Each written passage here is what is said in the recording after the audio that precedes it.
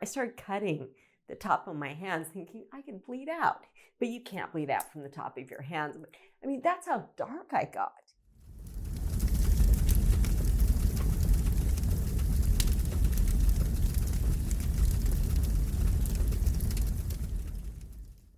Probably the earliest memories that I have, probably my most early memory was at 5 years old.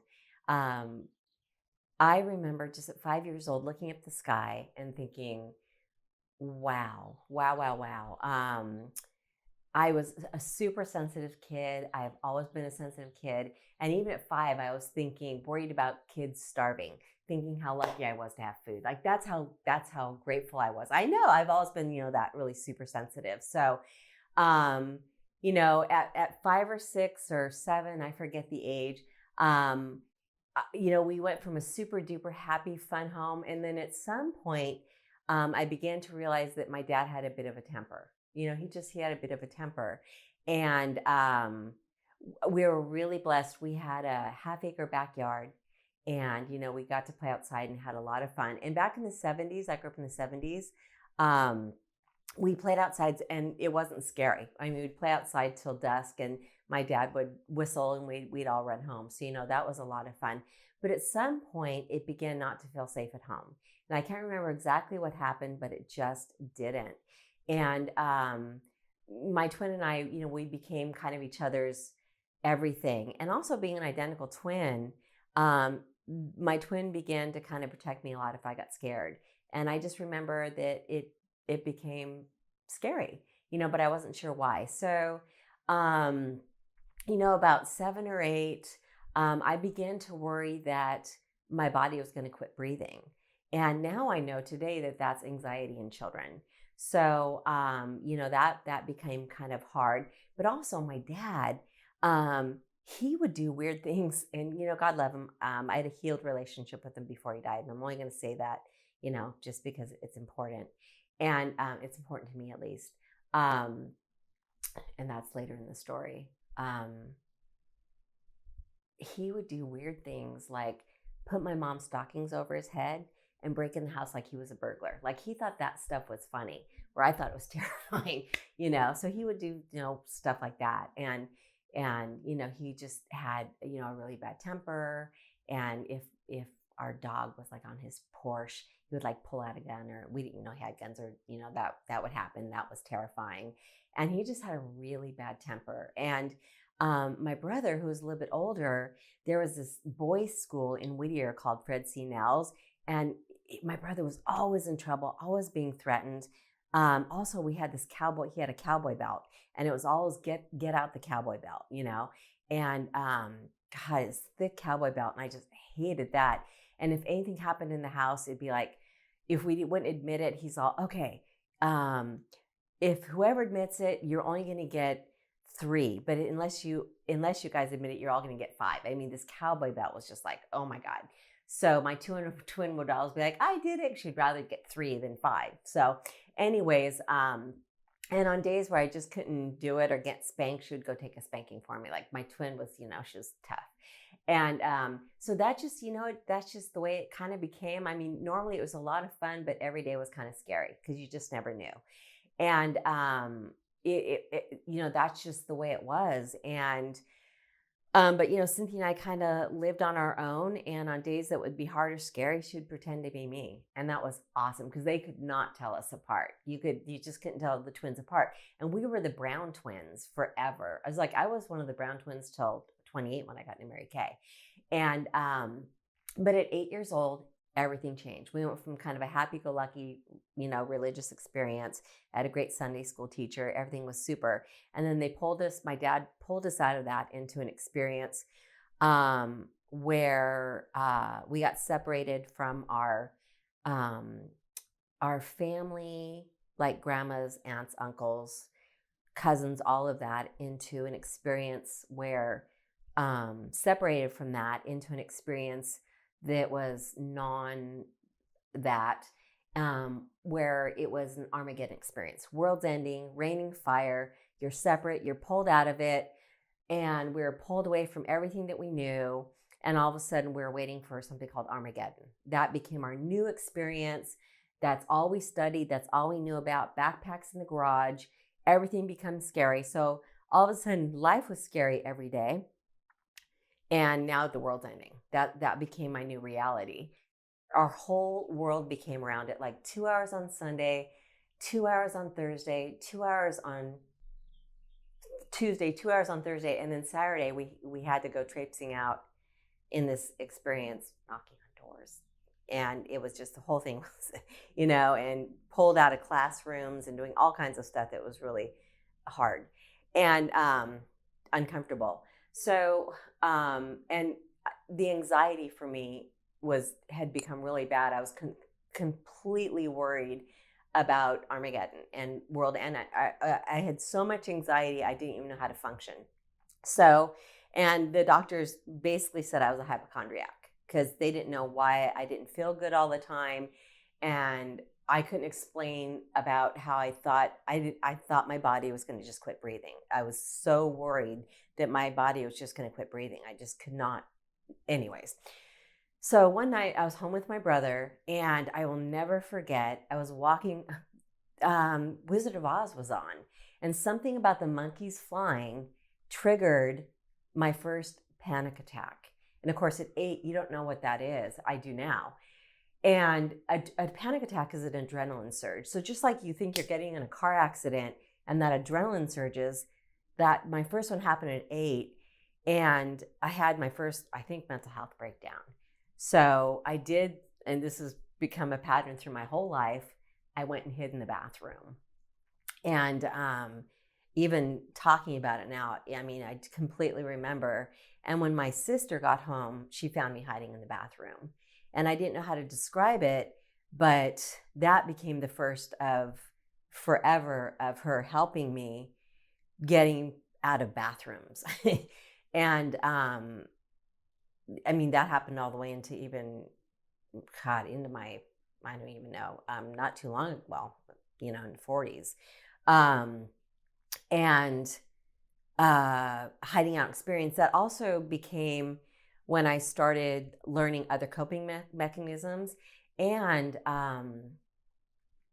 when I started, learning other coping mechanisms, but also I started to kind of check out in other ways, disassociation, and also my learning quit. Like I quit doing well in school. Thank God she's brilliant, which I'm sure I would have been also. And also thank God for Mary Kay, because it's about being of service, and you don't have to be like, I'm smart, but not in book smart. So because all throughout school, we used to switch clothes, and she would take tests to get me into the next school year. And we switched school clothes in high school so I could graduate, because I wasn't graduating. I wasn't getting into the next year. And I mean, my nicknames were train wreck.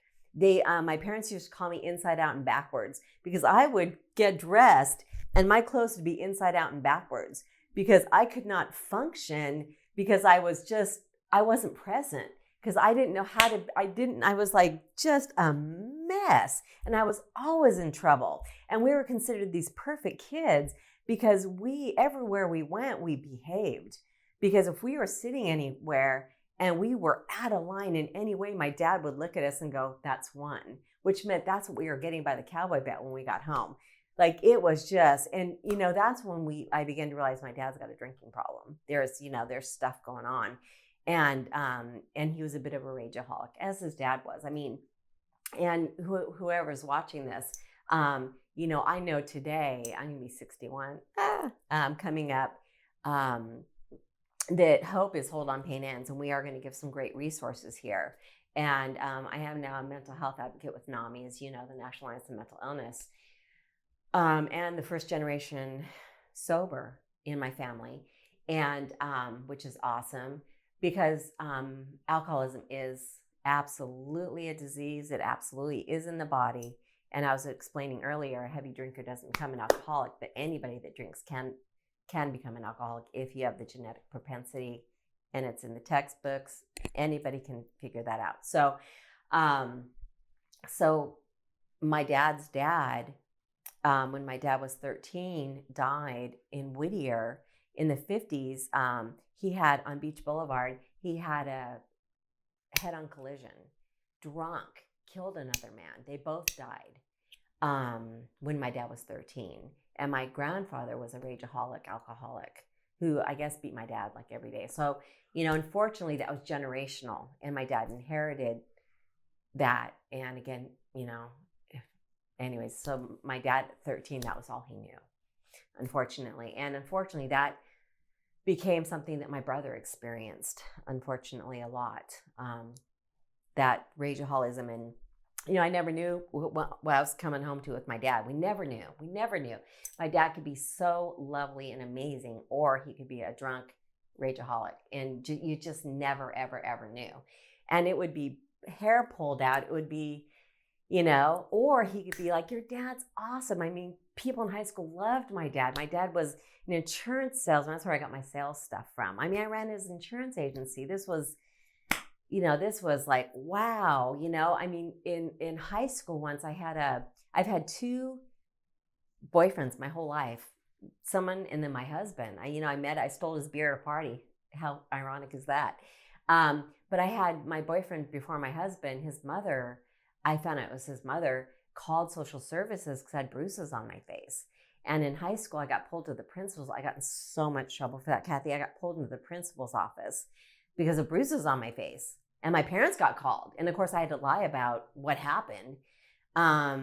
Social services were called. Here's my dad. He's an insurance agent and someone mucky-muck in the community. They had a boat in Huntington Harbor, mountain cabin, huge home in Brea. My mom had 6-carat diamond ring, diamonds, Cadillacs, the whole shot. And no one knew the terror and how scary and horrible everything was. You just lived with it, and no one talked about it. And things like that in families, family dynamics like that, your family doesn't want you to talk about it. Your parents don't want you to talk about it. It is a secret. And I think anytime there's family violence like that, it is kept secret. You just aren't told that, So I got boyfriends early on. I called it looking for love in all the wrong places. I needed that acceptance. I needed that love. And also, you know what? I didn't do well in that religion. You were only allowed to date in that religion. I'm like, no, thank you. And I was always in trouble, always kind of the black sheep. And that's where I met my husband. I got super duper lucky. He had a bit of a temper, but never, touching you or anything like that. But he's Italian, and of course he's fabulous today. I'm so blessed. I've learned so much in Mary Kay. We teach people how to treat us. I learned how to love myself. We'll talk about all of that. But so I started drinking at 13. We were allowed to, of course, to drink in the house. I used to sneak my mom's glue and put it in my milk, and you couldn't really tell. But it was so scary. Growing up in the house, living there, I never knew it. And my mom, she used to call my dad if she was pissed off at us and get us in trouble and kind of sick him on us. And, he would come home some days and she'd be like, but they didn't wipe off the counter, and he would come home and be like, oh yeah, he'd be drunk. He'd be like, yeah, you didn't clean the kitchen, clean this, and like break the whole refrigerator on the floor. And you'd just be scrubbing the floor in the middle of the night. And, just be like, so, or you could be going to prom the night. You never knew. So that was just the chaos. It was just this chaos. But then it looked like we had this perfect, beautiful house. And it just is the way I live my life. It just is the way I live my life. And so anyway, this fabulous guy married me to pull me out of all of that. So I got married, we were 19 and 20. Of course, his parents were having a heart attack because, they didn't know why he joined this weird religion to marry me and pull me out of it, but he loved me. It was like, why did you get married so young? It was like big fat Greek wedding. Here he gets married, baptized in it to marry me. And, he loved me. And because, you aren't allowed to go to college or do any of that. So he kind of gave up all of that to marry me. God love him. He's been a contractor working 12 hours a day ever since then. And but, the mental health. So I dealt in the mental health. I became an avid reader. That's how I kind of escaped for a while in it. But the panic attacks, you don't know how to do any of that. So at about 16, you don't know how you're dealing with all of that. But one of the ways I dealt with it, which now I'm understanding it, was through eating disorders. And at about 16, I decided I'm fat. And so I just quit eating. I was a dancer. Someone encouraged my twin and I, because they dressed us identically till we were 12. And no identity. And also, it was really safe for me to be invisible. I was very invisible for a long time. My mom went after my twin with her temper. Really horrible to my twin. Really horrible. And my dad went after my brother. My mom had her temper, went after my twin. Julie was the favorite. And you know what? They played favorites. And I flew invisibly. And invisibility was my safety net. So Cynthia became really great in sports, and she was also a 4.0. I didn't have to give a report card because I was considered, they were like, take care of Laura. She's the train wreck. She would always have to be taken care of. Something's wrong with her. And what I know, that is shame. And the only thing I know for sure is the only thing wrong with anybody ever is they think there's something wrong with them. So, anyways, eating disorders. At 16, I decided to quit eating. And I went from, I don't even know, probably 110 pounds to about 86. But, I just felt, I lived in leotards. I was a dancer. And that was my life, man. Jazz, tap, ballet. As a matter of fact, I got on toe, which, I wanted to be a ballerina so bad.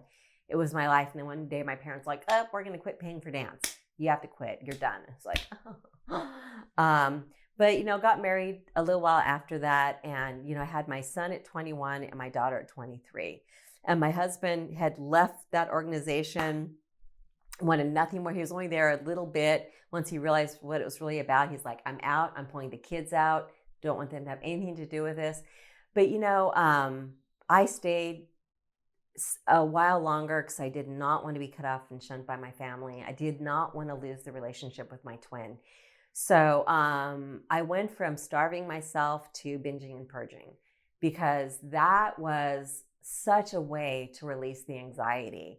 I called that lazy anorexia. And plus, people, not my family, but people were really getting scared how thin I was getting. And I was so disappointed in myself that I couldn't have that thinness anymore, but whatever. And also, that's when my drinking really started getting out of hand. I was kind of the typical mom. I'd start drinking late at night and then waking up completely hungover in the morning. That's what a lot of moms do. And also kind of checking out at night going, leave me alone, because, I wanted to drink and I'd pass out. I wouldn't go to sleep. I'd really kind of just pass out. And oh my God. Anyways, and that just went on for years. And anybody with the propensity, as I did with the family disease, you can have a lot higher tolerance. And I just went through my 20s with panic attacks and hiding everything. And I'm so good at hiding. I know how to walk in and read a room. When you grow up with that type of childhood, you know how to read a room, and hide things and lie and just so, that's just how I lived my life. When I joined Mary Kay at 28, I was still binging and purging. When I went to director's orientation, I was running my dad's businesses, trying to get my parents to still like me and get acceptance. So broken, and he was, oh my God, my dad was still, so after when I joined Mary Kay, because he didn't want me to leave running his businesses, everything was still, they were going to cut me off. They were going to shun me. They're going to cut me off. That he was, he was like, quit Mary Kay or I'm going to shun you. I'm going to cut you off. And my sales director called and said, hey, stop it. Or, you know what I mean? She really stood up for me. My sales director was the first person that ever stood up for me. Ever. And so I was having a serious problem with the eating disorders, because they become a beast in themselves. And the scale became I was weighing myself 20 times a day. Like, if I went up an ounce, I mean, it just became that. And again, anxiety disorders. It's like adrenaline surges. It's uncomfortable. It's visceral. Your body hurts. I'm also not good with this light's fine, but like when I go to seminar, I can't do the lights for a long time. I sneak back to my room just to get under covers a minute to kind of bring it all down. I can't do noises are kind of weird and textures. My twin is the same way. So USC studies identical twins because they think if they can find the where mental health lies in genetics with mental health twins, they can find it in the mass population. And also in eating disorders, it is sort of a violence. It is a whole thing, and it is also a sense of control. And it is super hard on the body, but it is a sense of relief that temporarily helps with anxiety, but it feeds on itself. And even to this day, I think you might notice how loose I wear clothes and how I never tuck things in because I will forever probably feel fat, which is, I know, silly. And I don't judge other people. I have to work on myself. So, in my late 20s, I finally admitted to my twin how bad my eating disorders were getting. And of course, they were really hidden. Like my husband was shocked when I finally told him. I, for the first time, went and saw a psychiatrist in my 20s, at 28. My twin took me. I was a brand new sales director. And I told her, and she said, "Oh my God, Laura, her husband had great insurance, made great money. She spent the money, took me to a psychiatrist." I got my first antidepressant, went to a psychiatrist for the first time in my life. And I call it vitamin P, and I never talk about meds. But I will say Prozac because it's one of the oldest, most phenomenal meds, and it helped serotonin. And serotonin is just that feel good. It's all going to be okay. It gave me that chemical in my head I'd probably been lacking since I was a kid. And pretty much that arrested that eating disorder almost immediately. And I was able to stop. But what happened then was the need for alcohol kicked in immediately. And that became something that took over immediately, that sudden need, the 24/7. It's a cycle where you're doing it, you're thinking about it, or you're recovering from it on a 24-hour cycle basis. That became everything to me. And for the next 4 years, it became just a horrible, vicious cycle. So that to me, I couldn't handle. It was way too big, and I just started drinking myself to death, basically. And within 5 months, everything was. I was about to lose my car. I couldn't leave the house. Greg was like, "What the heck?" The kids. He was doing everything for the kids. He was like, "You've got a problem." My sales director, her dad was sober 30 years. And she's like, "Laura, call AA, the 12-step programs." And so, there's no cell phones back then. So I opened up an a directory, and sure enough, I called. And, they helped me right away. And I got in right away. And, for people that don't know, I'm just going to say this on camera. Alcoholics Anonymous has a book that's blue called Alcoholics Anonymous. It's a textbook. The first 164 pages tells you exactly what it's all about. If you read those 164 pages, a textbook, you don't have to know anything about it. It tells you exactly what it's all about, what the disease is, what you need to do to recover, how to get help. It's that simple. So you can go to World Health Organization, get the book, read it. You can call AA. You can now do it online. Anybody will help you. It's free. It's free. So anyways, that began my journey into the program. Alcohol is a depressant. And of course, my mental health is really bad. The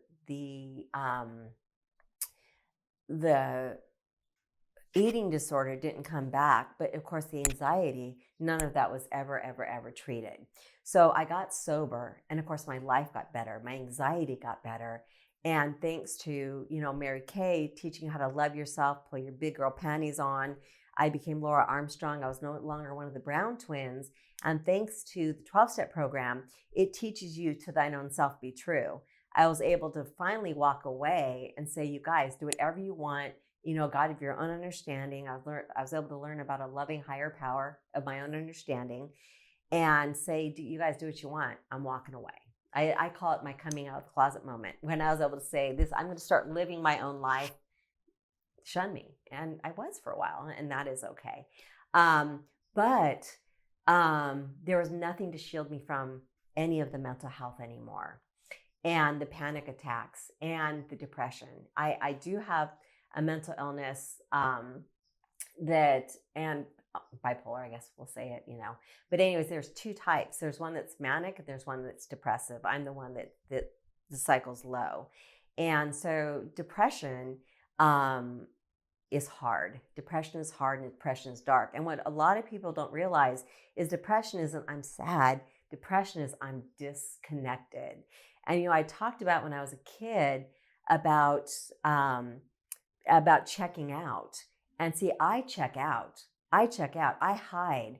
I go under covers. As a matter of fact, when we travel, I still do to this day. When we travel and you stay in my room, when I sleep, I go under the covers. I have pillows over me, and it looks like I'm dead.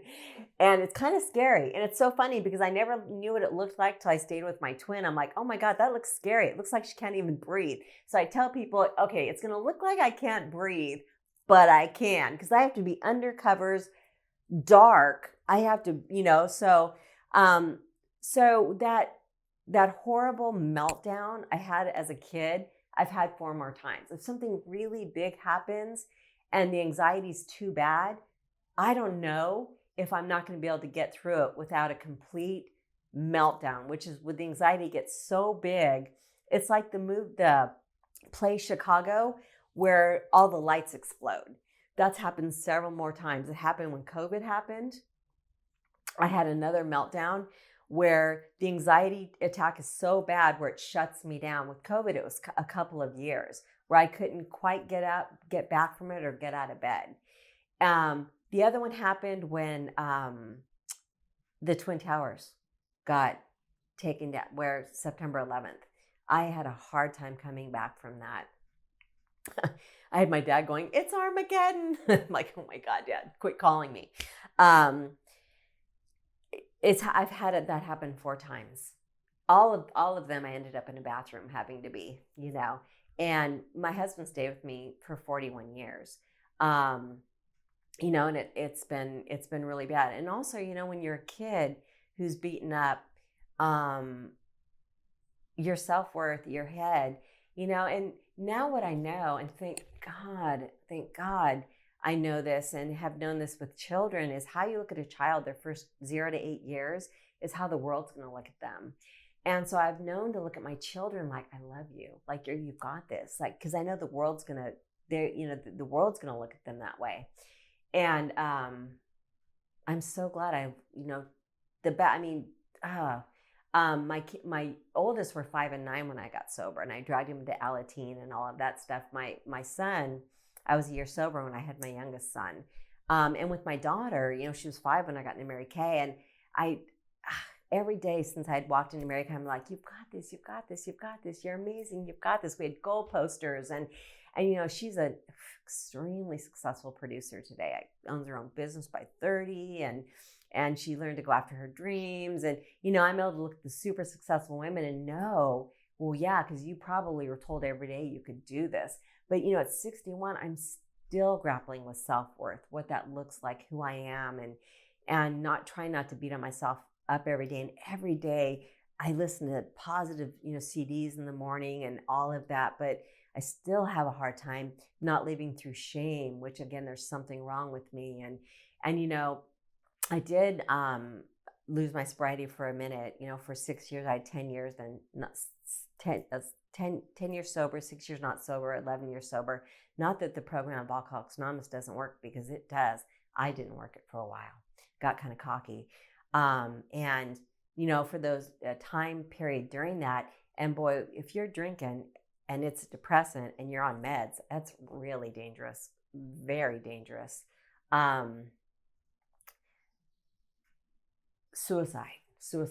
Suicidal tendencies. So, and your chemicals are off, 3 things that precede that are hopeless, helpless, worthless. Now, NAMI, the National Alliance on Mental Illness, or anybody, what they teach you is that they really want people to say, they didn't die through suicide, they died through mental illness, because it's mental illness. It's mental illness. Your chemicals are gone. You're hopeless. You're helpless. You're worthless. And your brain is telling you things that aren't real. They aren't real. And there was that movie, A Beautiful Mind, where Russell Crowe in it, he has schizophrenia. Now, schizophrenia is the very end portion of bipolar. That's the end of it. If it's untreated, that's what happens in the end of it. Yeah. So as a matter of fact, some of the meds I'm on, they're to prevent it from going further. So anyways, that's, but you want to look at your own, but you don't want to listen to me. I'm just crazy. No, you want to look at it for yourself. That's actually from my experience, what I've learned. I'm not a doctor. Nothing I'm saying is, that's just my own, experience. And it's interesting too, because the meds I'm on aren't even mental health meds. They're anti-seizure meds, because they're finding that lives in the area of your brain where seizures happen, which I know is not interesting. So 2 of the meds I'm on are seizure meds, anti-seizure meds.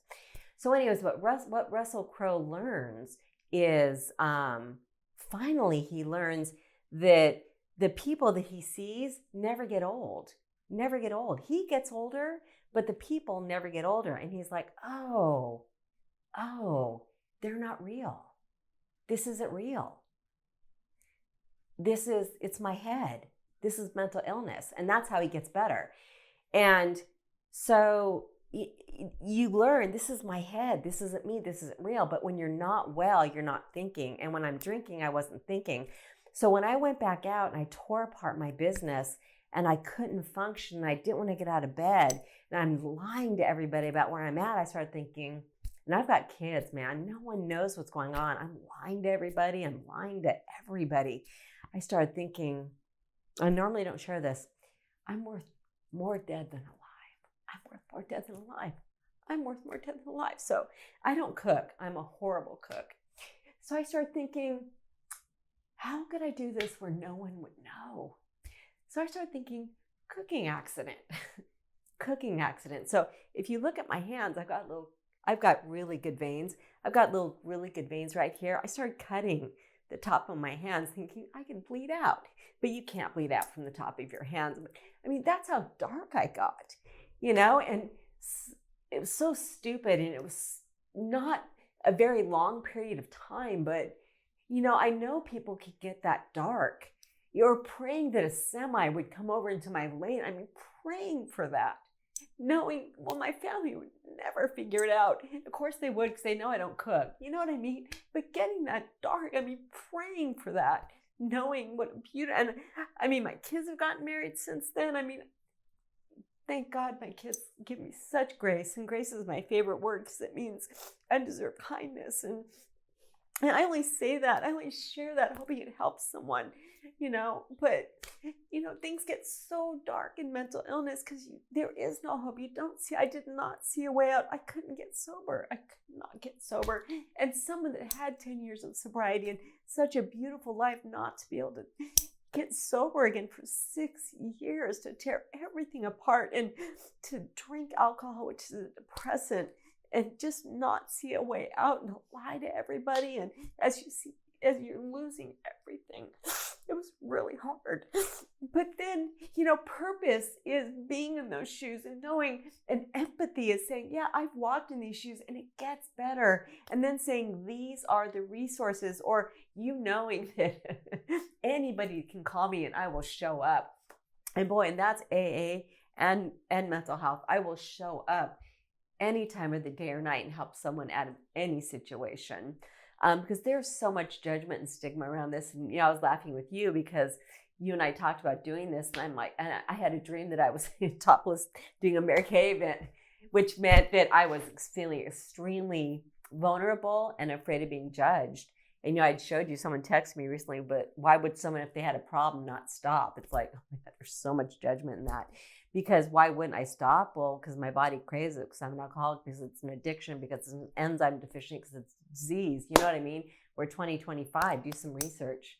But I know it's so easy to judge, in mental health, but there is a lot of help out there, and but today, as I sit here, when my father passed 12 years ago, we were in a healed relationship with so much love and so much forgiveness, so much love and forgiveness. I wish I could say my mom's still alive. And, I work on that every day. I have a nice relationship with her today. I have learned in my 12-step program, it's about who I am in the situation. I mean, she really does try. But, she doesn't want to look at everything. She just wants to remember a great childhood, being a great mom. It's like, okay, yay. I mean, I want her at 84 years old to die feeling everything was okay. My dad, he used to make us run in front of him as he shot BB guns at us. We had these round butts as kids, twins. They used to call us the bubble butt brown twins because, in the 70s, it was thin, twiggy, and we had these bubble butts. And someone just got arrested for that, for shooting BB guns at their kid. And we called my mom. We're like, Mom. And she was like, or like the boat in the harbor. We'd be going to Catalina in our beautiful family boat, and he'd stop the boat and throw us all off in the middle of going to Catalina. It was just scary stuff, So anyways, but you know what? Let her think of what it was. It just is what it is. But keeping my side of the street clean, kindness counts. And also anybody that's stuck in resentment or non-forgiveness, it hurts them, not the other person. The other person doesn't care. They don't care. It hurts them. It hurts them. So there are great resources. There's NAMI, the National Alliance of Mental Illness. They have a warm line, not a hotline, not like a suicidal line, which those are really important too. And suicide is like really bad day. They've done studies. Everybody that jumped off the San Francisco Bridge and has lived, everybody changed their mind on the way down. Like people that they found, people change their minds. It's their brain going, wait, trying to, because your body, and we do everything we can to live. It is seriously messed up brain chemistry. Hopeless, helpless, worthless, bad day. Permanent solution, bad day. Seriously. Hear my heart. And also, alcoholism, any type of ism, any type of escape, any type of anything, there's so much free help for that today. I didn't have the money to do a outpatient program. My twin did. We call that her $30,000 big book. I did not have the insurance to do that. My big book was free, So, but we do recovery together. I have a healed relationship with my sisters today. I'm in their life, which is beautiful. And my children have a great life, and I'm in their life today. But my sobriety has a lot to do with that. Without that, I have nothing. And I have already done a wonderful 12-step meeting on Zoom today. And that's the biggest part of my day every day. Because without that, I have nothing. So that is and I'm 61. And that's my story.